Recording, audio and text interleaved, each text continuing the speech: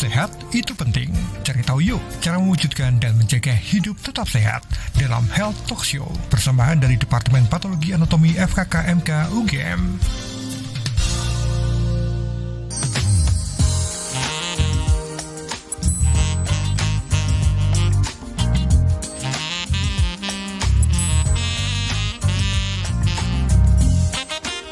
Satu 101,3 Star FM Inspiring Sound. Selamat siang pendengar Star FM. Saya Widya Pradipta di Health Talk kita kali ini bersama dengan Departemen Patologi Anatomi FKKMK UGM. Dan hari ini kita akan membahas tentang serba-serbi kulit gatal. Ini kayaknya hampir semua orang pernah mengalaminya dan relate sekali dengan kehidupan sehari-hari ya pendengar ya. Dan bisa aja ini menjadi masalah Anda saat ini. Anda boleh aja gabung di line WA kita di 081-862-1013 atau juga bisa tuliskan di kolom komentar di akun Instagram kami @starjogjafm. Ada Dr. Flandi di sini ya. Kita akan tanya langsung nanti seperti apa sih gatal itu ya. Dr. Flandiana Yogianti PhD SPDV atau spesialis dermatologi dan juga venereologi. Betul begitu ya Dr. Flandi ya? Betul sekali Mbak Widya. Takut salah Widya tuh kalau nyebutin iya, atau mungkin yang udah dikenal sebagai spesialis kulit dan kelamin ya. Ya ini SPKK gitu. Betul. Ya kalau bahasa Indonesianya seperti itu. Oke dokter, kalau ngomongin tentang gatal tuh kayaknya hampir semua usia pernah mengalami gatal ya. Dari anak-anak sampai dengan lansia itu pasti pernah deh ngalamin gatal. Betul. Ini kayaknya juga hampir tiap hari juga kita rasakan juga ya kalau kita sensitif kulitnya. Sebenarnya gatal itu seperti apa sih dok? Kalau boleh kita tahu ininya ya. Definisinya gatal yang bisa dikatakan gatal tuh yang seperti apa? Oke. Jadi gatal itu sebetulnya kan nama medisnya adalah pruritus ya. Itu adalah suatu sensasi rasa yang tidak nyaman dan biasanya itu terasanya di atas bagian atas permukaan kulit dan itu menyebabkan orang ingin garuk. Jadi apakah ada rasa gatal yang tidak ingin digaruk? Kita kan mesti nggak ada ya. Pasti memicu rasa ingin menggaruk. Nah ini memang bisa disebabkan karena banyak hal. Nah itu yang nanti kita bisa obrolin lebih banyak ya. Jadi apa aja sih yang sebenarnya bisa menyebabkan gatal itu? Apakah mesti gatal itu karena ada kelainan di kulitnya? Nah kok kadang ada juga kan Mbak Widya yang mengeluhkan, oh saya gatal tapi kulit saya nggak ada apa-apanya, gitu, nggak ada merah-merahnya, nggak ada bentolnya, tapi gatal dok. Nah itu kira-kira kenapa? Karena terkadang gatal itu juga bisa menjadi suatu pertanda adanya suatu proses peradangan sistemik gitu Mbak Dia. Ini tanda-tandanya ada bermasalah gitu ya di kulit ya. lebih enaknya gitu ya dokter ya untuk kita yang memang nggak tahu nih, nggak paham nih tentang itu. Nah penyebab kulit gatal sendiri itu kan banyak tadi dokter udah sebutkan nih beberapa. Nah apa aja sih dok? Oke, jadi sebenarnya bisa dirangkum itu penyebabnya itu adalah yang pertama itu bisa karena peradangan kulit, inflamasi ya, atau peradangan jadi kulit yang meradang, atau mungkin bisa kondisi-kondisi adanya suatu infeksi. Nah, kalau balik lagi ya mungkin yang kita bahas yang inflamatori dulu, yang peradangan itu bisa karena penyakit-penyakit yang memang karena awam sebut kadang eksim gitu, dermatitis gitu kan. Nah, bisa karena memang sudah dari kecil kayak gitu.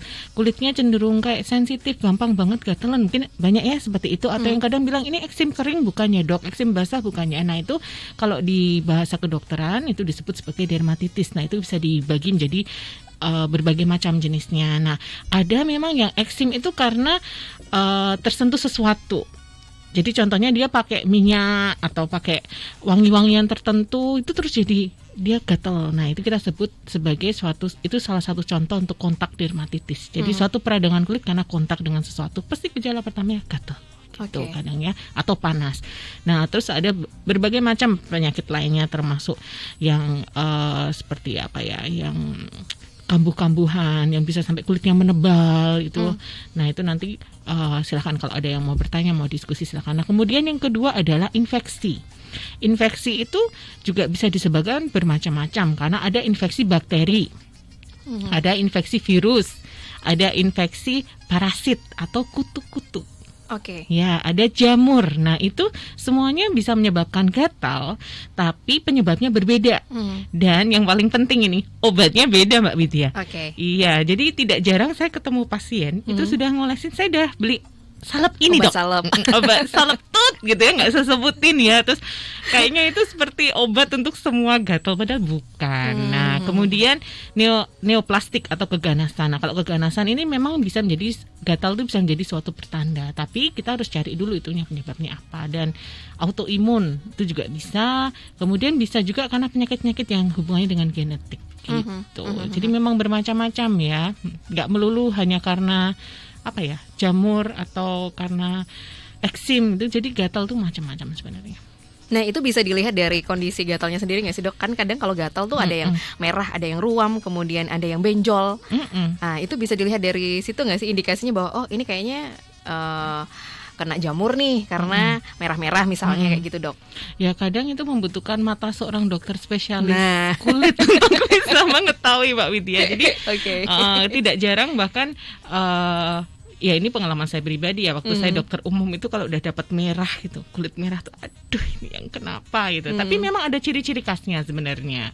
Jadi ada yang bentuknya khas di sini. Jadi gatalnya bentuknya merahnya itu tepinya meninggi atau enggak.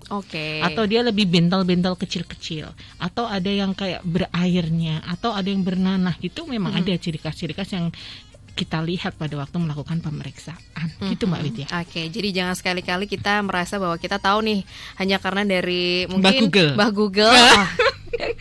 Ini yang paling sering ya kita cari tahu sendiri nih sebelum ke dokter, tapi ternyata malah jadi tambah parah gitu ya, dokter. Tidak jarang seperti itu.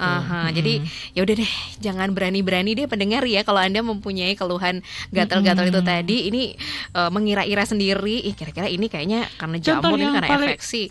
Yang sering itu kalau seumpama itu ternyata kasusnya jamur gitu ya, diobatinya terus saya gatalnya tuh sama kayak bapak saya atau mbah saya atau siapa yang di keluarganya yang sakitnya eksem tuh dikasih tuh sembuh, terus tak olesin juga, Dok, tambah parah. Ya karena itu berlawanan. Alih-alih mengobati, dia justru ibaratnya seperti ada api kecil disiram dengan minyak, jadi tambah besar gitu. Nah, itu dia pengalaman yang sangat tidak enak ya kalau kayak gitu ya. Pengennya sembuh tapi ternyata malah tambah sakitnya, jadi tambah melebar kemana-mana. Nah, kita langsung tanyakan aja ke dokter spesialis kulit ya, ke Dokter Vlandi nih. Nah, Dokter Vlandi, apa yang harus diperhatikan ketika kita punya itu tadi di keluhan kulit-kulit gatal kayak gitu, Dok? Jadi memang yang pertama yang paling sederhana, kita harus mengetahui dulu sudah berapa lama sih gatalnya itu. Itu juga yang akan ditanyakan oleh dokter ketika seorang pasien periksa dengan keluhan gatal. Yang ditanyakan adalah sudah berapa lama sih gatalnya, kapan mulai munculnya, terus lokasinya di mana. Lokasi gatalnya itu di mana. Biasanya juga itu lebih sering gatalnya dirasakan pada waktu apa. Contohnya, memberatkah pada waktu malam hari, atau justru setelah mandi, atau pada waktu berkeringat, itu ada artinya semuanya. Iya, jadi contohnya ada satu kasus, ini mungkin bukan penyakit yang luar biasa ya, penyakit yang sering juga dialami oleh masyarakat Indonesia, yaitu skabies mungkin ya, yang banyak mendengar itu kasus-kasus yang banyak terjadi di tempat yang banyak orang yang tinggal bersama-sama. Nah, itu biasanya gatalnya, ciri khasnya adalah dia gatal sekali pada waktu malam hari, dan itu dirasakan seluruh tubuh. Skabies itu kalau bahasa awamnya apa, Dok? Gudiken. Gatalnya luar biasa tuh bahasa ya. Bahasa eksotisnya gudiken. Gudiken tuh bisa nanah ya, Dok ya? Ya, kalau dia sudah berlanjut, awalnya dia sebenarnya kan hanya karena gatal, karena adanya suatu kutu yang kecil-kecil yang masuk ke kulit dan itu gatal sekali. Kemudian digaruk. Nah, pada waktu menggaruk kan otomatis ada luka pada kulit ya. Nah, apakah bersih kuku kita? Kadang kan enggak. Jadilah itu jalan masuknya bakteri dan lain-lain, sehingga akhirnya dia bisa terjadi suatu infeksi sekunder, proses infeksi bakteri yang terjadi karena akibat ada luka. Nah, kemudian jadi dia bisa bernanah gitu. Berarti memang menular ya, Dokter? Kalau yang kasus ini, yang maksudnya yang karena kutu itu menular. Tapi ya tidak semudah itu terus yang pasti tertular. Kalau kayak gitu dokter kulit semuanya gudikan semua. Iya, benar. Jadi perlu kontak yang maksudnya lama juga, maksudnya ada intens kayak gitu. Jadi biasanya yang tertular juga orang yang tinggal bersama gitu. Itulah mengapa akhirnya, karena biasanya di tempat yang bersama-sama gitu ya, Dokter ya, di asrama mungkin, atau di pesantren-pesantren gitu ya, Dokter ya, biasanya ditemukan kayak gitu. Nah, terus Kalau tadi yang lebih pada waktu berkeringat, nah itu lembab, itu kita lebih curiga nanti ke arah yang jamur biasanya. Kadang merahnya sama. Kemudian apa faktor pemicunya? Itu tadi ya. Apakah pemicunya itu ketika memakai air panas?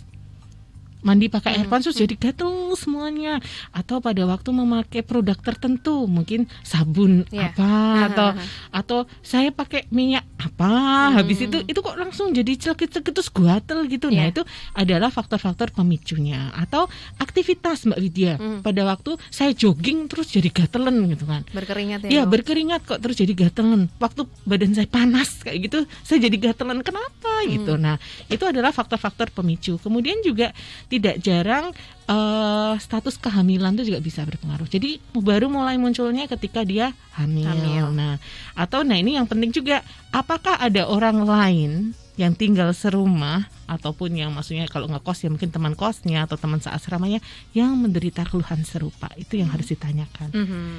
Iya. Oke, kalau hamil memang itu berarti hormon ya, dokter, atau? Ya, banyak faktor, salah satunya iya. Kemudian selain itu ya memang kita harus menanyakan riwayat-riwayat penyakit sebelumnya juga ya. Apakah dia juga menderita penyakit tertentu yang sedang dalam pengobatan, ataupun juga bagaimana riwayat dahulunya dia ada alergi atau tidak, keluarganya juga bagaimana. Kemudian tidak jarang kita harus menanyakan juga apakah habis bepergian dari suatu tempat. Karena ada nih contohnya, gatel pada punggung kaki atau punggung tangan, terus bentuknya dia seperti ada lorongnya itu. Nah, itu tidak jarang tuh karena telur cacing yang masuk. Jadi kita perlu menanyakan apakah habis main ke pantai, maksudnya yang pasir, atau ya kadang nggak ke pantai dok, tapi itu di gundukan pasir depan rumah itu juga bisa. Oh gitu ya. Tapi itu salah satu contoh ya. Atau mungkin dia habis berenang di suatu tempat atau apa, itu penting. Jadi apa ya, kan dokter kulit itu memang harus banyak yang ditanya gitu. Jadi jangan melihat. Kesel ya kalau lagi ditanyain periksa ke dokter kulit. Bukan sampai karena detail dokternya kepo gitu kan. Tapi karena ingin memeriksa gitu ya, indikasinya apa gitu. Dan dok, kita memang ini yang disebut sebagai anamnesis ya. Jadi sebelum melakukan pemeriksaan fisik, anamnesis itu penting. Nanti kita gabungkan dari anamnesis dan pemeriksaan fisiknya, apa diagnosisnya gitu Mbak Widya. Berarti butuh berapa kali pertemuan sih dok, kalau misalnya biar tahu nih, dok aku punya keluhan kayak gini nih, aku sebenarnya gatalnya kenapa? Ya, tergantung gitu. Kalau kayak gitu. Tergantung ya dok. Tergantung kasusnya juga. Kadang tidak menutup kemungkinan kita membutuhkan juga suatu pemeriksaan penunjang ya, nggak cukup dengan itu toh. Jadi kalau memang butuh pemeriksaan penunjang ya kadang butuh harus ada kontrol atau apa. Tapi kadang juga tidak selalu. Nanti ketemu dokternya terus dong. jadi kangen sama dokter Flandi nih. Oh gitu ya. Oke. Banyak ya ternyata ya dok ya. Dari gatal aja yang ditanyain udah banyak banget tuh, dan faktor resikonya juga lumayan ya dok ya. Nah, kalau pemeriksaan kulit yang harus dilakukan ketika ada keluhan-keluhan gatal yang banyak banget itu tadi, gimana nih dok? Ya, first of all harus dilihat Mbak. Oke. Kulitnya harus dilihat dulu. Oke, jadi tadi sudah ditanyakan ya lokasi gatalnya di mana. Setelah tadi udah tanya panjang dan lebar, kemudian mau lihat nih kulitnya mana sih yang gatal, mana sih yang adakah kelainan kulit di atasnya, di lokasi yang dikeluhkan gatal tersebut. Terus kemudian seorang dokter harus bisa menyebutkan atau memilih ini kira-kira jenis kelainan kulit atau wujud kelainan kulitnya yang primer yang pertama tuh apa, kemudian yang sekunder apa. Ini udah lebih bahasa medis ya, tapi intinya ya seorang dokter harus melihat. Dan pada waktu memeriksa kita juga harus memakai kaca pembesar. Jadi nggak cukup hanya ngelihat kayak gini toh gitu. Jadi kadang juga pegel ya kalau umpama dapat WhatsApp atau itu, dok saya sakit apa, kirim foto, blur lagi gitu kan, belum harus lagi di zoom gitu ya. Iya, that's blur lagi. Belum lagi kayak yang kamera-kamera zaman sekarang yang dengan filter efek gitu ya, dan saya nggak lihat apa-apa. Mending ketemu aja deh gitu ya dok ya. Mending ketemu aja deh kalau gitu kan. Karena memang bukan karena apa-apa, tapi memang harus dilakukan pemeriksaan secara langsung. Itu pun harus masih pakai suatu kaca pembesar. Tapi ada ini nggak sih dok, kecenderungan misalnya kalau lokasi gatalnya di telapak tangan itu kecenderungannya karena apa? Ada sifatnya kayak gitu nggak sih? Kalau baru ini gatal telapak tangan tuh masih saya mikirnya diagnosisnya masih macam-macam. Masih macam-macam ya. Masih macam-macam. Itu kalau hanya gitu tuh migrain itu nanti. Dokternya migrain. Dokternya migrain nanti kalau ditanyain Dok, gatal telapak tangan, obatnya apa? Itu yang sering kadang kayak gitu. Tapi banyak ya dok ya kayak gitu ya dok? Hampir tiap hari dokter? Tidak jarang. Oh berarti sering. Kok curcol ya? Nggak apa-apa dok, biar ini pasiennya Enggak. tahu ya dok. Jadi itu makanya kenapa kalau nggak kelihatan blur, diulang lagi fotonya lebih blur lagi. Itu yang kadang memang kita perlu untuk bisa melihat langsung. Tapi ya kadang cukup dengan dari ceritanya, maksudnya dari anamnesisnya. Kan kadang kami juga melakukan suatu telemedicine ya, terutama pada waktu pandemi kemarin kan mau tidak mau kita melakukan pemeriksaan jarak jauh seperti itu ya, dari keluhan ya, kemudian ya dari foto yang mungkin walaupun itu kadang tidak jelas, kita berusaha mengobatin gitu Mbak Lydia. Nah kalau orang cenderung punya keluhan gatal tuh kan pasti pengennya garuk-garuk terus dok. Nah padahal kalau kita tahu ya kalau garuknya terlalu kenceng itu kan bisa malah merusak juga kulit ya dok ya, kadang malah jadi luka. Nah untuk bisa mengatasi keluhan gatal itu supaya nggak garuk-garuk terus gitu kan, kita kadang suka pengen banget gatal karena pengen garuk karena gatal banget itu tadi loh dok. Gimana sih caranya mengatasi ya kalau atau maksudnya mengurangi? Oke, gatalnya baru-baru aja kan bisa kadang dilus-lus ya. Ini aku langsung speechless loh, dilus-lus. Itu beneran Mbak, itu ada penjelasannya juga sebetulnya. Karena sebenarnya kan kita bisa merasakan seperti sentuhan atau keluhan seperti gatal, panas, dingin, itu kan ada saraf yang membawa informasi itu dari perifer ya, dari maksudnya dari kulit, itu yang dari tempat bermasalah itu dibawalah ke otak gitu kan. Yang membawa itu kan ada saraf-saraf. Nah ukuran saraf itu kan berbeda, kecepatannya dia membawa pesan dari kulit ke otak tuh beda, sehingga otak mempersepsi, oh ini ada gatal, oh ini ada dingin, oh ini ada panas. Nah itu yang kadang sering tidak jarang orang mengurangi gatal dengan memberikan air panas. Padahal justru air panas itu atau mungkin kompres panas atau botol yang panas yang ditempelkan itu yang secara lama itu bisa justru membuat kondisi kulitnya menjadi lebih berat. Nah tapi dia bilang enak, gatalnya hilang dok. Kenapa bisa kayak gitu? Karena informasi panas itu dibawa lebih cepat dan dipersepsikan oleh otak kita lebih cepat daripada si gatal. Jadi sebenarnya cuma kayak di apa ya? Disugesti gitu dok atau gimana? Ya bukan disugesti, itu masking effect aja. Jadi bayangannya kayak gini deh Mbak Widya sama saya, kita sama-sama mau kemana? Ke Monjali gitu ya. Mbak Widya naik beca, saya naik mobil. Siapa yang duluan sampai? Saya dong. Nah itu kan saya yang bawa informasi panas. Di Monjali taunya yang sampai duluan si panas kan. Jadi udah panas, si panas sudah datang. Apakah Mbak Widya nggak ada? Tetap ada. Si gatal itu ada, tapi on the way. Nah ketika si Mbak Widya udah datang, mulai ngerasa gatal lagi. Iya. Padahal tadi akibat panasnya juga bisa memperburuk kondisi kulitnya. Jadi hanya seperti itu. Itulah yang kita sebut masking effect. Efek menutupi tapi tidak menyelesaikan permasalahannya. Gatalnya tidak hilang, hanya kalah cepat gitu. Oke, jadi mengelus-elus ya dok ya supaya itu enggak sih. Saya langsung refleks loh dok, nih langsung ngelus-ngelus tangan saya dok. Beneran dilakukan ya enggak? Tapi maksudnya itu bisa mengurangi gitu loh karena. Tapi juga saya tidak menyarankan kalau yang terus dikompres panas gitu, karena kalau itu masalahnya justru panas bisa lebih istilahnya membuat kulit kering, itu malah kayak siklus yang nggak berhenti gitu. Atau bisa juga kalau kering, kulitnya memang kering, berikan pelembab, pilih pelembab yang mungkin tidak terlalu banyak pewanginya ya, karena kadang ada juga yang alergi terhadap pewangi. Tidak semua loh ya, saya nggak bilang semua orang alergi pewangi kalau yang gatalan enggak, tapi untuk amannya kan kita ambil yang amannya ya, mungkin memilih yang tidak terlalu wangi. Tapi kalau memang masih terganggu dan membutuhkan obat ya sebaiknya periksa. Ya. Kalau gatalnya biasa-biasa aja, harusnya dengan ibaratnya kita didiamkan dulu atau coba itu dia akan mereda gitu. Kalau kompres panas tadi jangan ya. Kompres dingin boleh nggak? Kompres dingin is okay, tapi mungkin juga jangan terus langsung es batu ditempelin gitu kan. Itu malah juga dingin. Itu hanya memberikan sensasi lagi-lagi seperti masking effect juga, tapi tidak menyelesaikan masalahnya gitu. Nah, gatal gimana ya? Indikatornya supaya kita tahu bahwa ini gatal yang ringan, ini nggak perlu ke dokter. Apakah lamanya ini cuma 1 sampai 3 hari ini udah langsung hilang, berarti kan nggak perlu periksa nih dok. Kalau misalnya gatal udah lebih dari seminggu dan itu sudah mengganggu aktivitas, berarti memang harus segera. Haruslah. Kecuali memang suka memelihara gatal itu sebagai bagian dari ibaratnya untuk aktivitas. Iya kalau memang sudah mengganggu, periksalah. Jadi kalau saya bukan berarti mempromosikan dokter spesialis kulit dan kelamin ini, enggak, tapi memang kadang harus tepat untuk diketahui apa penyebab gatalnya, sehingga kita memberikan treatmentnya, manajemennya, tata laksananya itu juga bisa tepat. Karena kayak tadi kan saya bilang, satu keluhan masih bisa diagnosis, bandingnya itu banyak sekali, dan kalau kita salah mengobati, yang ada bukannya memperbaiki tapi justru akan menyebabkan keluhan gatal itu semakin berat gitu, Mbak Vidya.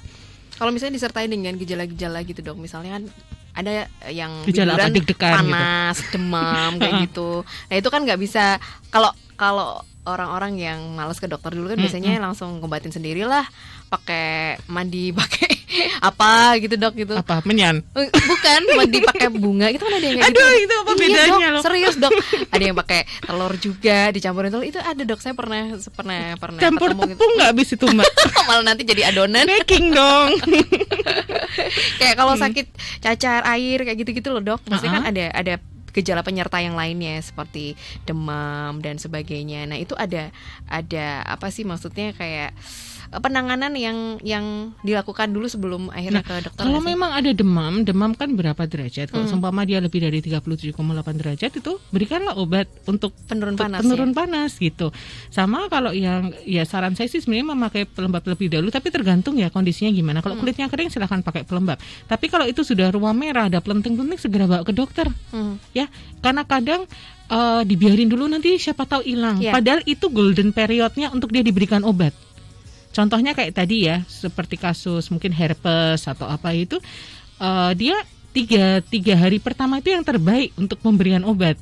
Nah kalau datang yang udah kelamaan lebih dari itu, ya efek dari obat yang diberikan walaupun tepat tapi tidak semenggembirakan daripada kalau dia masih awal-awal gitu. Dan saya tidak menyarankan untuk yang mandi dengan air bunga atau itu cukup calon mantan aja. Tapi ada dok, serius dok itu. Iya betul, saya tahu juga karena itu tidak jarang juga yang mengatakan saya sudah mandi air rebusan ini. Nah, kadang justru malah bisa menyebabkan kondisinya lebih memberat juga bisa gitu. Jadi jangan menunggu 3 hari dulu baru periksa ya dok ya. Kadang kan kalau memberat. Kalau memberat ya tergantung lagi. Sekali lagi tergantung kondisinya. Kalau memang sudah mulai ada lepuh pada kulitnya, lepuh tuh berarti kayak kulitnya kayak ada bintil yang kayak berisi air, atau yang lebih gede lagi itu. Bintil besar, bintol berarti ya, bukan bentol. Nah itu segera periksa, ya. Jadi jangan menunggu lama gitu. Langsung periksa ke dokter Flandi aja. Enggak, dokter siapa saja ya. Dokter siapa aja ya? Di Jogja banyak. Karena dokter Flandi juga sudah banyak. Enggak, bukan kayak gitu. Masih banyak yang belum diinformasikan ke pendengar Star FM yang lain ya dokter ya. Kita nanti akan bahas, dan juga sudah banyak pertanyaan yang masuk ternyata. Wah, ini temanya relate dengan kehidupan sehari-hari ya. Jadi pendengar yang masih penasaran juga dan mungkin juga punya keluhan gatal, bisa langsung WA aja di line WA kita di 0818621013, atau juga bisa ditulis di kolom Instagram kita @starjogjafm. Kita akan segera kembali. 101,3 Star FM, Inspiring Sound.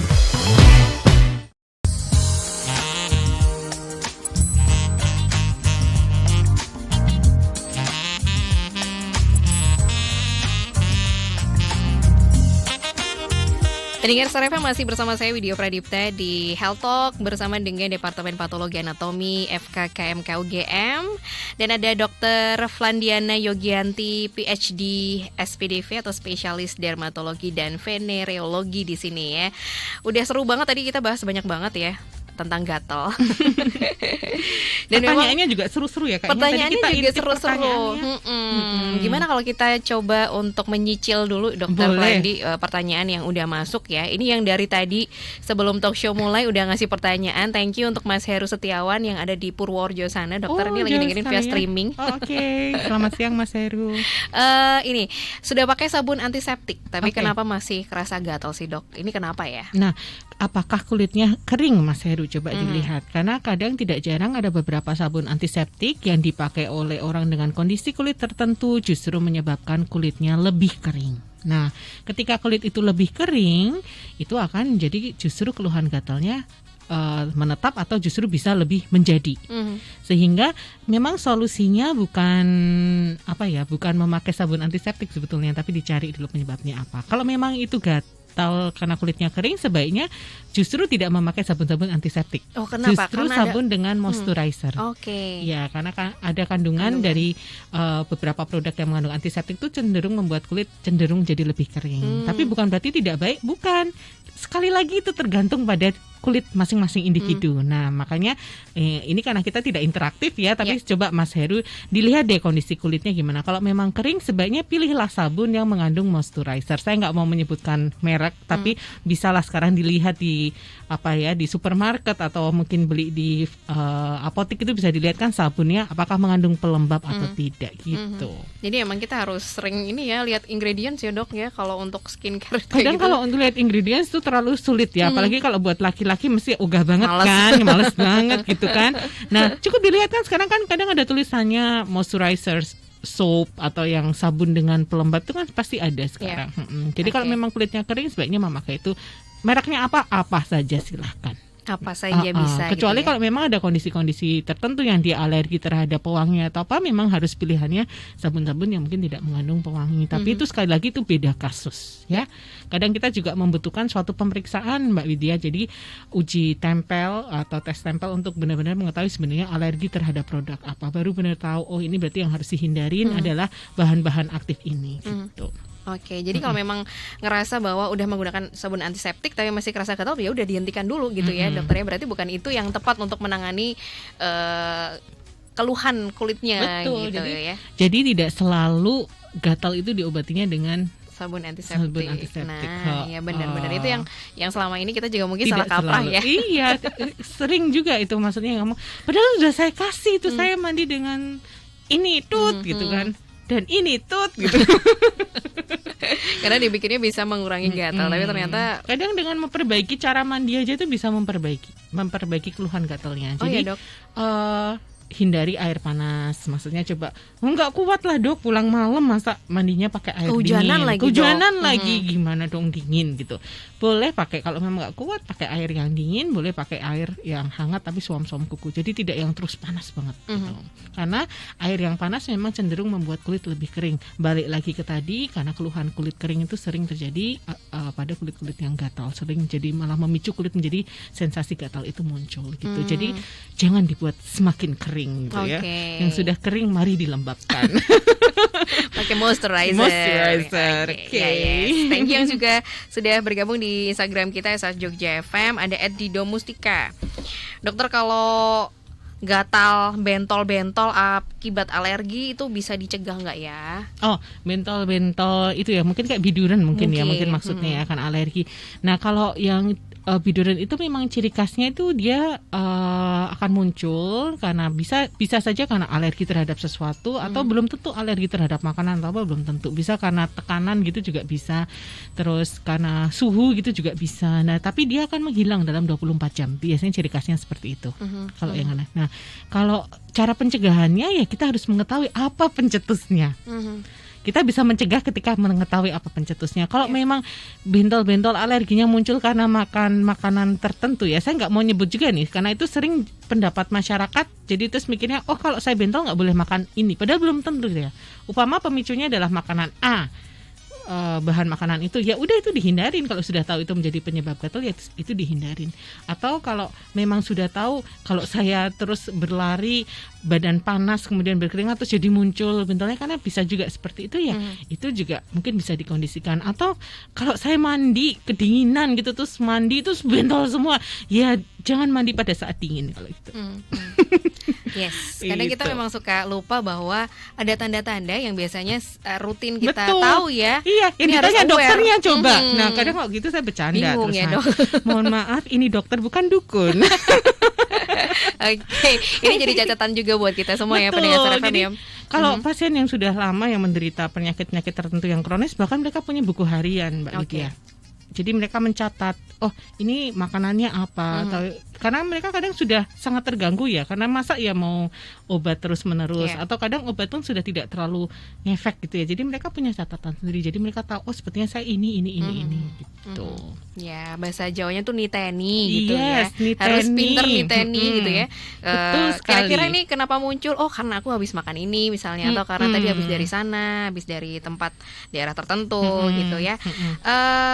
Yang juga sudah bergabung Rianda Putra 81. Dokter, kalau penderita asma itu kok kulitnya jadi kayak lebih sensitif gitu ya? Apakah gampang gatal dan juga membekas lukanya? Ini kenapa ya? Ada itu memang hubungannya? Betul, itu memang ada hubungan persahabatan yang cukup erat. Dokter nih Iya loh. beneran, betulan. Jadi itu iya. yang kita sebut sebagai riwayat, apakah ada riwayat atopi itu. Oke. Jadi tidak melulu yang saya tanyakan akan eksim. Saya kan bertanya apakah ada bersin-bersin kalau terkena debu, bersih-bersih rumah terus kena debu gitu, bersin-bersin atau enggak. Atau justru yang kalau dia lebih berat lagi, adakah asma. Nah itu biasanya satu rangkaian. Dan itu bisa saja menurun. Nah ada yang dari orang tuanya itu memang mungkin asma, anaknya tidak menurunnya tidak tidak memiliki asma tapi memiliki keluhan yang kulitnya eksim, kayak gitu juga bisa. Nah itulah kenapa saya tadi bilang ada erat hubungannya itu, karena ada sel radang di tubuh kita yang lebih bahasa awamnya lebih reaktif lah dibandingkan orang-orang yang tidak seperti itu, sehingga dia akan bereaksi lebih ketika ada debu ataupun ada hal-hal lain yang bisa memicu. Nah itu bisa saja ketika dia gatal terus bental-bental, kan dia ada riwayat alergi asma ya tadi ya. Jadi ya memang harus dicari penyebabnya apa. Jadi mungkin nih Mas Rian lebih itu tadi ya, lebih aware juga ya sama kondisinya ketika mungkin kalau pas di bawah AC bisa jadi ya Dok ya. Kalau penyakit asma terlalu lama mungkin misalnya di bawah AC itu bisa nggak sih Dok bikin gatal? Kalau di AC itu justru yang kenapa sering memicu gatalnya tuh bukan dari dinginnya, belum tentu dari dinginnya. Tapi bisa juga karena kalau di ruangan ber-AC itu kulit kita lebih kering loh. Nah kayak tadi yang sudah saya bahas juga, kalau kulit yang kering itu kadang juga cenderung lebih gampang ada sensasi gatal juga kan kadang, makanya butuh pelembab kalau banyak di ruang ber-AC. Atau kalau memang yang dia ada keluhan yang kayak biduran yang terpicu karena suhu yang dingin, itu ya bisa aja ya berarti AC-nya jangan terlalu dingin kayak gitu. Ya, ini pertanyaan bagus juga nih ya, menyambung tadi dari pelembab dari Mbak Dewi di Gondomanan. Dokter, kalau macam-macam pelembabnya itu kayak gimana? Kalau petroleum jelly apakah itu bagus juga untuk yang kulitnya kering? Boleh. Tidak masalah, tapi tergantung lokasinya di mana dan sejauh seseorang nyaman dengan memakai pelembab tersebut, it's okay. Jadi kadang kan ada yang pakai jenis tertentu terus, aduh kok kulitnya jadi malah kayak gimana ya istilahnya, terlalu pekat, terlalu terlalu lembab sekali, jadi malah nggak enak, pliket. Itu memang difficult ya untuk mencari kata yang tepat gitu ya. Rasanya pliket gitu. Ya silahkan dicari yang mungkin bahannya lebih ringan gitu. Ada yang lotion atau apa. Tapi kalau Mbak Dewi ya tadi di Gondomanan merasa nyaman dengan itu, silahkan. Jadi mungkin karena paling sering kita tahu petroleum jelly itu salah satu pelembab yang lumayan melembabkan banget gitu ya. Jadi mungkin ini yang tercetus gitu ya. Kalau aman dan nyaman untuk digunakan monggo ya kan Dokter. Tapi gak sembarang lokasi atau daerah gitu tadi ya Dokter. Betul. Ya sampaikan ya. Kalau petroleum jelly yang area yang terlarang itu apa nih, juga Dok? tergantung dari kelainan kulitnya, lesi kulitnya. Jadi kita bicara lagi apakah yang bentuknya umpama dia gatal dan lesi kulitnya memang ada yang seperti kering sekali, tebal atau bagaimana gitu. Karena balik lagi tergantung kondisi kulitnya juga. Dan nyaman tidak seseorang memakai itu sih pada intinya. Yes, nyaman dan juga oke nggak tuh buat kondisi kulitnya gitu ya? Apakah ada peningkatan gitu setelah menggunakan pelembab itu? Nah, Dokter, yang harus dihindari ketika kita mengalami keluhan gatal sama kulit itu Dok, apa sih? Yang apanya? Yang biasanya kita gatal terus yang harus dihindari. Misalnya penanganan kita sehari-hari mungkin pertolongan pertama ketika gatal kan kadang kita suka asal aja supaya hilang rasa gatalnya gitu loh Dok. Iya, yang pertama tadi yang kita udah bilang ya, air panas. air panas ya, Dok? Karena air yang panas, apalagi panas banget gitu, itu membuat kulit semakin kering. Kulit yang semakin kering justru akan jadi semakin gatal. Jadi pada waktu kena air panasnya sih enak, gatalnya kayak hilang. Iya, Tapi setelahnya tadi itu yang kita pembicaraan naik mobil dan naik becak menuju ke Monjali gitu. Ketika dia sudah sampai tujuannya ya dia akan tetap gatal itu kembali. Kemudian jangan menggaruk area yang gatal. Ini yang saya sering diprotes nih sama pasien, Mbak Widya. Jadi saya nggak boleh apa, Dok, pantangnya nggaruk. Gatal nggak boleh nggaruk gitu kan. Tapi betul, karena sebetulnya ada yang kita sebut bahasa awamnya seperti siklus, seperti lingkaran setan antara garuk dan gatal. Jadi ketika kita menggaruk itu dilepaskan suatu suatu zat yang membuat kita merasa enak, nyaman. Enak digaruk. Siapa yang nggak enak kalau gatal digaruk kan? Itu rasanya nyaman paling. Tapi setelah itu dia sebetulnya juga memicu rasa gatal itu tetap ada lagi. Oh gitu ya, Dok ya. Padahal emang itu aktivitas yang enak banget ya kayak makanya itu garuk-garuk. Itch and scratch cycle namanya. Jadi yang garuk gatal, siklus garuk gatal itu. Makanya sebetulnya betul itu tidak boleh. Sebaiknya enggak, makanya alih-alih digaruk, dielus-elus aja. Iya, nanti malah jadi luka itu loh, Dok, itu yang paling itu yang sering. jadi luka, tidak jarang. Akhirnya kalau udah luka, kemudian ada bakteri atau apa, akhirnya terjadilah suatu infeksi sekunder. Nah itu kalau misalnya penanganan, kalau orang dewasa masih bisa ya, Dok, untuk mengontrol. Tapi misalnya ini terjadi sama anak-anak yang susah kontrolnya, misalnya dia lagi gatal terus garuk-garuk, itu apa yang harus dilakukan nih, Dok? Doa. Waduh, dokter. Nggak cukup dengan doa, Dok, itu, Dok. Enggak, tapi ya memang kita harus mengajari anak kita juga ya, kalau memang bisa diberitahu atau ya kadang sulit ya, maksudnya apalagi kalau mungkin masih di bawah 1 tahun gitu, gimana ya mau tetap menggaruk ya. Kalau sudah seperti itu ya kita harus mengobati ya. Cuma kalau memang anak itu sudah bisa diberitahu ya diberitahu. Cuma kadang yang sering adalah terjadi menggaruk pada waktu tidur ya. Itu juga yang dewasa juga sering itu tuh. Itu refleks ya, Saya Dok? udah nggak garuk loh, Dok, pada waktu melek. Tapi saya bangun kenapa itu lecet semua pas mandi, perih semua gitu. Oh iya, karena itu refleks ya, Dok ya. Maksudnya ketika lagi tidur kita nggak sadar gitu ya, Dok. Udah garuk aja. Tapi kalau selagi sadar itu bisa dihindarin gitu. Tapi kalau saya lagi-lagi ditanya gimana dong, Dok, supaya nggak garuk itu, ya gimana ya? Ya gimana ya? Itu kan bingung kan, Mbak Widya. Coba Mbak Widya ganti tak tanya, gimana Mbak supaya nggak garuk? Ya gimana ya? Iya kan ya? Ngasih pelembab itu tadi ya, Dok ya. Ada sensasi dinginnya mungkin ya kalau nggak pakai pelembab ya. Iya, mungkin bisa mengurangi untuk keluhan gatalnya itu tadi. Dan yang terpenting kalau memang masih belum membaik ya sudah segera diperiksakan. Jangan jadikan gatal itu teman hidup gitu ya. Maksudnya nggak diobatin. Big no, Dok, nih. Dia nggak mau dia. Big no ya. No. Lanjut, dokter, ini Dewata Edo Armanda. Ini pertanyaan juga menarik nih. Kalau dulu orang tua tuh ngomongnya darah kotor penyebab gatal, itu betul atau enggak, dokter? Apa Mitos itu darah atau kotor? fakta? Mitos. Mitos. Apa itu darah kotor? Darah semua manusia sama adanya. Saya juga bingung dong waktu baca nih, darah kotor tuh yang kayak gimana ya, ngerti. Iya, itu mitos ya sebetulnya. Jadi justru riwayat-riwayat penyakit sebelumnya ataupun riwayat penyakit keluarga ataupun juga riwayat atopi tadi yang harus dicari gitu. Apa yang menjadi pencetusnya, tapi jangan salahkan darah kotor. Apa ya darah kotor tuh? Nggak ngerti apa juga. ya? Saya bukan pencipta istilah itu, Mbak Widya. Jadi saya tidak bisa menerangkan. Tapi sering ketemu pasien dengan gini, istilah iya. Padahal di textbook kedokteran nggak ada itu darah kotor. Coba kalau di bahasa Inggrisin apa dirty blood gitu kan? Apa ya? Nggak ngerti. Iya benar juga ya, Dok ya. Jadi ini cuma mitos ya, Mas Dewa ya. Jadi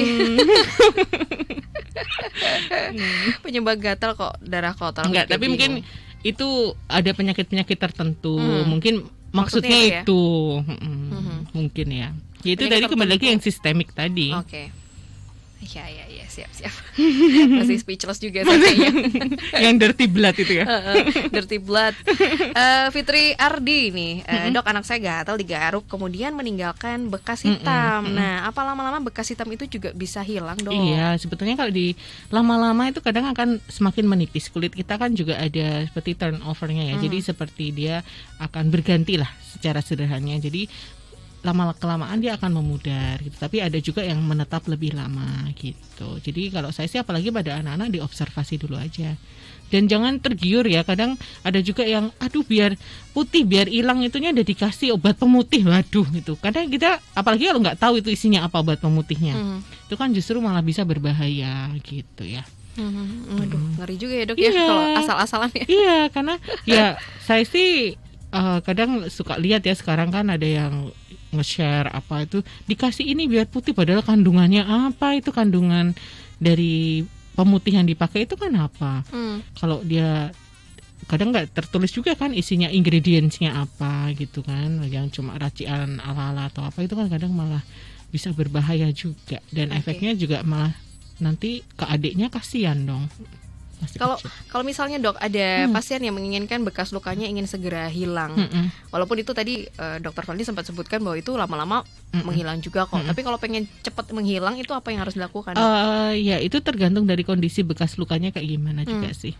Pama menghitamnya kayak gimana itu, dan juga kondisi kulit di sekitarnya bagaimana. Jadi masih ada banyak pertimbangan sebelum untuk seorang dokter spesialis kulit dan kelamin memilih apa yang tepat untuk tata laksananya gitu. Oke. Oh, kondisi kulit di sekitarnya juga turut mempengaruhi ya dok ya?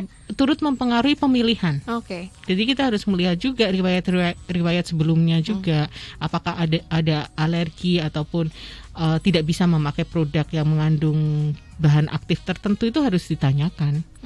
Jadi tidak terus yang kayak makanan apapun makanannya, minumnya teh tut gitu ya. Itu nggak bisa gitu. Jadi personally ya. Jadi emang harus konsultasi ke dokter ya kalau sebaiknya. Memang butuh pengen cepet hilangnya ya kan. Jadi jangan asal memilih ini juga salep-salepan dan obat-obatan skincare dan sebagainya ya, kalau memang kandungannya kita nggak tahu itu apa tuh gitu. Jangan menerka-nerka sendiri. Iya. Takutnya salah malah nggak hilang-hilang itu bekas lukanya ya. Dan justru kadang bekas hilangnya, bekas lukanya tuh hitam kayak gitu ya. Terus kasih sesuatu dan ternyata memicu kulitnya meradang. Meradang itu kan memerah. Nah, setelah memerah tidak menutup kemungkinan dia akan menjadi hitam lagi. Jadi sudah hitam tambah hitam lagi karena dia membuat radang pada lokasi itu karena memakai suatu produk yang tujuannya niatnya sih mau ngilangin bekas, tapi justru kulitnya nggak bisa menerima gitu. Oke. Siap. Dari Pak Terito di Janti. Mbak Widya, salam buat ibu dokternya itu, salam kenal katanya. Siapa? Bu dokter Pak Terito. Oke, salam kembali Pak Terito, semoga sehat selalu. Mungkin bisa say hi di live streaming ini kayaknya. Gitu. Iya, nonton ini dok. Pak Terito pengen kenalan ya.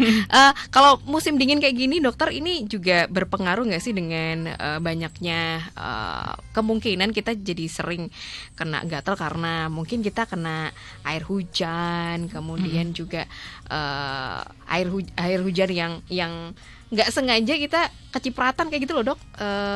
Musim dingin kayak gini semakin banyak nggak sih peluang untuk kecipratan air hujan? Bukan, kecipratan gatalnya itu loh dok, karena musim. Sebenarnya kan karena bukan masalah dari air hujannya, kasihan banget ntar air hujannya dijadikan blackout kan kambing hitam. Itu justru karena kalau kita musim hujan kan pasti lebih dingin ya. Kadang juga ada beberapa orang yang memang suhu yang dingin juga memicu gatal juga kan. Tapi sekali lagi tergantung gatalnya. Nah kalau dari yang kehujanannya pun itu kan kadang juga membuat kulit lebih lembab juga. Nah itu bisa memicu kelainan kulit tertentu juga. Jadi sekali lagi tergantung sih kondisinya gimana. Atau terus ada yang bilang saya gara-gara air hujan basah terus kecempong-kecempong kayak gitu, pakai sandal jepit sih dok soalnya karena basah gitu ya mungkin. Terus sekarang jadi kulit saya bernanah. Nah itu intinya sih kita mengobati apa yang kelainan yang memang ada yang ditemukan pada kulit tersebut dan juga keluhan-keluhannya. Jadi tidak selalu berarti air hujannya yang salah. Bisa jadi juga perilaku yang kita lakukan juga salah ya dok ya. Jadi menimbulkan nanah itu tadi. Iya nggak sih dok? Ya nggak menutup kemungkinan. Mungkin kita menggaruk juga. Terus justru itu datang dari kuku kita atau mungkin dari apa. Kalau kita nggak tahu. Yes, kalau misalnya udah sampai bernanah nih dok, berarti apakah itu juga nggak boleh kena air? Ini pertanyaan bernanah, yang segeralah temui dokter. Nah itu penanganannya seperti apa dok? Apakah langsung nanti kalau Ya pokoknya jangan disodet, bahasa Jawanya ya. Disodet. Kan ada yang kayak gitu malah dikeluarin, ya jangan dilakuin itu tambah nanti akan memperparah. Jadi kalau saya sih kalau sudah menemui kayak gitu segera periksa, karena jangan remehkan sekedar nanah kecil gitu loh. Itu juga bisa terus dia menyebar ke kulit sekitarnya, juga bisa menyebabkan infeksinya itu menjadi lebih melebar pada kulit-kulit sekitarnya gitu. Mungkin yang bisa saya sarankan itu sih.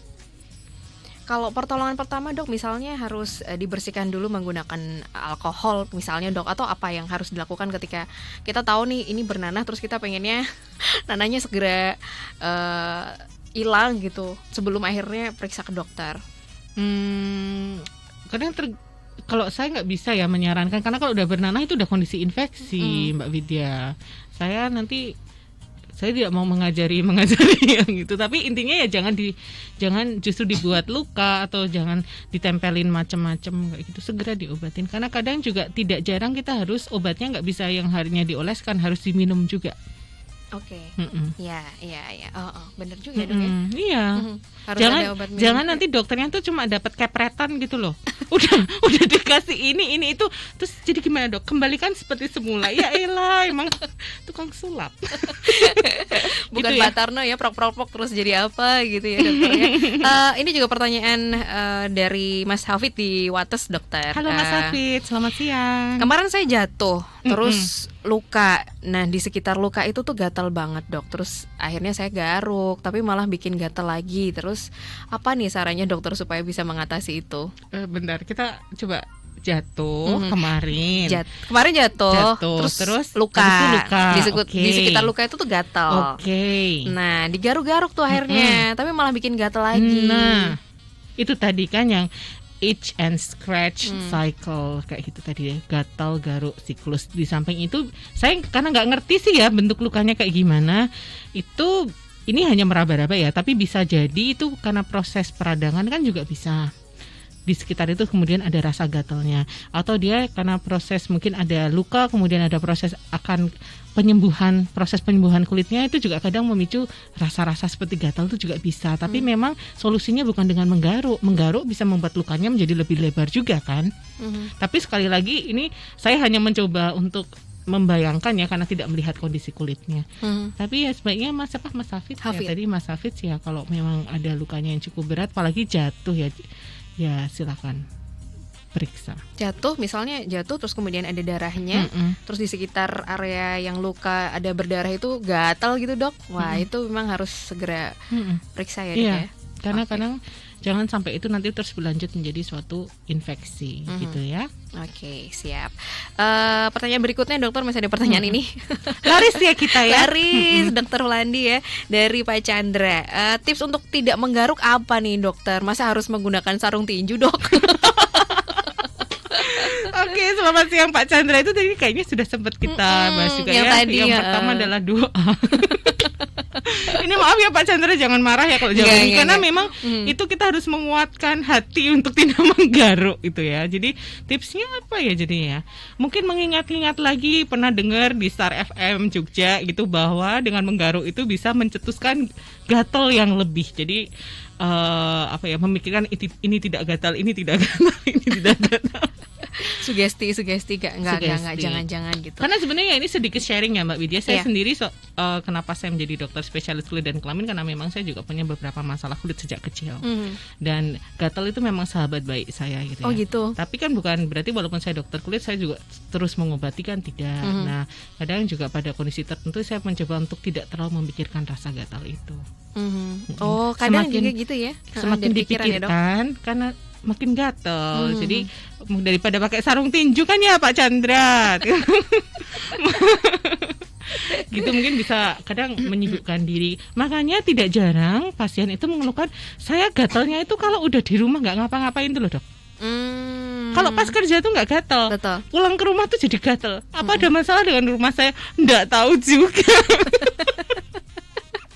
Tapi itu yang salah satu yang bisa saya katakan tuh, ketika kita tidak melakukan apapun justru memang tidak ada yang mendistraksikan. Akhirnya kadang kita terus jadi merasakan keluhan tersebut, walaupun sebenarnya keluhannya sudah ada nih pada waktu kita beraktivitas yang lain juga ada gitu. Benar juga ya dokter ya, kadang dari mindset kita juga. Betul, ya. jadi harus mungkin gimana ya, mengatur mindset kita, positive thinking gitu ya, positive vibes gitu kan. Nggak gatel kok. Nggak gatel, nggak apa-apa gitu. Itu hanya GATAL. Ya sama aja dok. Ini langsung ya kabur gitu. Pak Chandra ya. Oke. Oke gitu ya Pak Chandra, maaf kalau tidak terlalu menjawab. Kabur gitu. Jangan marah ya Pak. Enggak, ini Pak Chandra tuh orangnya guyonan. Ini pendengar setia kita gitu nih. ya? Oh, Dokter Flyandi. Oke, selamat siang Pak Chandra, semoga gatalnya lekas hilang ya habis ini. Amin gitu. Nah, ini mungkin juga bisa dijadikan closing statement ya Dokter Flyandi ya, yang berhubungan dengan gatal-pergatalan ini, himbauan atau apa ya, pesan-pesan untuk pendengar Star FM gitu supaya kita bisa bukan berteman sih, apa ya, supaya hidup bisa berdampingan. Hidup berdampingan apa coba? ya, lainnya gitu lah. Siapa yang mau itu kan ya? Gimana dok? Ya gatal itu kan memang suatu hal yang mungkin siapa sih yang nggak pernah merasakan gatal, pasti semua orang pernah merasakan gatal ya, karena memang itu tidak nyaman. Tapi memang sebaiknya kita walaupun ada keinginan untuk menggaruk, solusinya adalah jangan menggaruk kalau memang ada rasa gatal itu. Dan kalau memang itu sudah lama tidak membaik, mungkin juga sudah kadang juga pendengar mungkin sudah memakai sesuatu pelembab ataupun menghindari memakai air panas dan lain-lain, kok masih dirasakan gatal itu tidak membaik, apalagi ada muncul kelainan-kelainan kulit yang jelas terpampang nyata ada gitu, segera periksa ya. Jadi jangan berobat ke Mbah Google ya. Kadang juga kalau tidak tepat pengobatannya justru tidak mengatasi rasa gatal itu, justru akan menyebabkan kelainan yang lebih berat dan rasa gatalnya itu pun menjadi lebih parah. Gitu. Dan tadi yang dari obrolan kita tuh niteni itu tadi iya, ya dokter, betul ya? Harus bisa niteni juga. Kira-kira apa sih yang menjadi pencetusnya? Apa yang membuat lebih berat gitu. Nah itu yang kadang jangan tanyakan ke dokter. Kadang dokter tidak tahu ya, karena tiap orang beda-beda. Iya. Tidak ada kitabnya atau textbooknya yang mengatakan bahwa wahai gatal itu disebabkan karena ini belum tentu, banyak sekali. Nah itulah yang orang yang memiliki gatal itu yang kadang bisa paling mengerti sebetulnya apa sih yang mencetuskan kayak gitu. Ya ini kita diingatkan lagi untuk itu tadi, niteni love yourself, lebih ya aware sama diri kita sendiri ya pendengar Star FM ya. Mulai dari saat ini mungkin kalau misalnya ada keluhan gatal, kira-kira tadi habis ngapain ya gitu. Jadi ketika datang ke dokter langsung deh ya, dokter bisa mendiagnosis gitu juga ya dok ya, sedikit sangat, mengurangi lah ya. Betul, itu membantu. Sangat membantu, lebih tepatnya membantu ketika dokter itu mengarahkan ini lebih curiganya ke arah mana nih gitu. Karena kalau semuanya diserahkan ke dokter ya, itu kadang datang, dok saya tuh gatal, ada bentol, kenapa ya? Belum juga dokternya buka mulut tanya gitu udah. Nah itu memang perlu kerjasama juga dengan pasien untuk kita akhirnya bisa menemukan apa penyebabnya. Ada yang gatal yang mudah langsung bisa diobatin, langsung bisa ditangani dan tidak kambuh lagi. Tapi ada juga yang memang kronis, dalam artian itu lama, sering kambuh, sering berulang. Nah itu kadang memang kita perlu perbaikan, tidak hanya dengan pengobatan tapi dari lifestyle juga, dan kadang juga tidak jarang mindset kita. Karena tadi gatal juga bisa yang psikogenik, yang karena kondisi psikis seseorang juga bisa. Oke deh, wah banyak banget ini informasi yang udah habis boleh. Waktunya ya. Ya udah habis dokter, terima kasih sekali Dokter Flyandi ya. Seru sekali bisa ngobrol sama Dokter Flyandi ya. Jadi kita lebih paham juga mengatasi keluhan gatal di dalam diri kita sendiri tuh menantinya ngapain gitu ya. Yang penting jangan digaruk itu ya. Jangan digaruk ya pokoknya. Jangan digaruk, dipuk-puk aja gitu ya, dilus-elus supaya nggak tambah gatal gitu ya. Semoga nggak ada yang protes habis ini. Mana ada. Semoga ya dokter. Semoga ya. Terima kasih Dokter Flyandi. Sama-sama Mbak Widya. Sukses terus ke depannya ya. Selamat melanjutkan aktivitas kembali. Tentunya masih banyak nih kunjungan-kunjungan pasien ya dokter ya. Baik, saya Widya Pradipta akhiri dulu ya Health Talk kita kali ini bersama dengan Departemen Patologi Anatomi FKK MK UGM. Sampai jumpa.